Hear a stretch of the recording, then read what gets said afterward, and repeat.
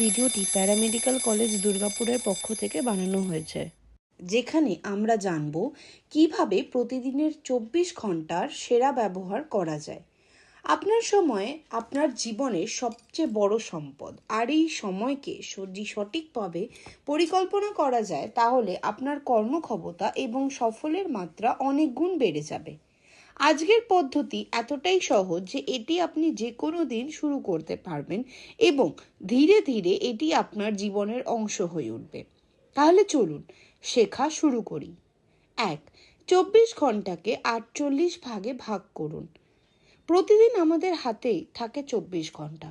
এবার ভাবুন, এই ২৪ ঘন্টাকে ছোট ছোট ৩০ মিনিটের স্লটে ভাগ করে নিলে আপনার দিনটা হয়ে যাবে ৪৮ ভাগ। প্রতিটি স্লট এক একটি ব্লকের মতন। প্রতিদিনের শেষে একটি নোটবুকে লিখে রাখুন প্রতিটি স্লটে কি কাজ করছেন: ঘুম, পড়াশোনা, মোবাইল অথবা বিশ্রাম। ২. হ্যাবিট তৈরির প্রথম ধাপ। গবেষণায় দেখা গেছে যে কোনো কাজ যদি আপনি ২১ দিন নিয়মিত করেন তা ধীরে ধীরে আপনার অভ্যেসে পরিণত হয়। তবে অভ্যেসের আসল পরিবর্তন দেখতে চাইলে এটি অন্তত ৯০ দিন ধরে চালিয়ে যেতে হবে। এই সময়ের মধ্যে প্রতিদিনের স্লটগুলোর কার্যক্রম লিখে রাখুন। প্রথমের স্লটের পরিকল্পনা আর ৩ মাস পরের স্লটের ব্যবহারের মধ্যে পার্থক্য নিজেই বুঝতে পারবেন। ৩. পরিবর্তন এবং সেলফ অ্যাসেসমেন্ট। প্রথমে হয়তো ঘুমের জন্য কয়েকটি স্লট রেখেছিলেন, কিন্তু ৩ সপ্তাহ পর হয়তো দেখবেন ঘুমের সময় কমে গেছে।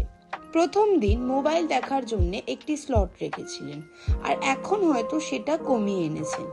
এই পরিবর্তনগুলো লক্ষ্য করা এবং সেলফ অ্যাসেসমেন্ট করাই আপনাকে বুঝতে সাহায্য করবে কোন কাজগুলো আপনার সময় খাচ্ছে এবং কোথায় আপনি সময় বাঁচাতে পারবেন। ৪. সাপ্তাহিক পরিকল্পনা করুন। প্রতিদিনের সেলফ অ্যাসেসমেন্ট থেকে একটি সাপ্তাহিক পরিকল্পনা তৈরি করুন। এটি আপনাকে আপনার সময়ের সেরা ব্যবহার করতে সাহায্য করবে।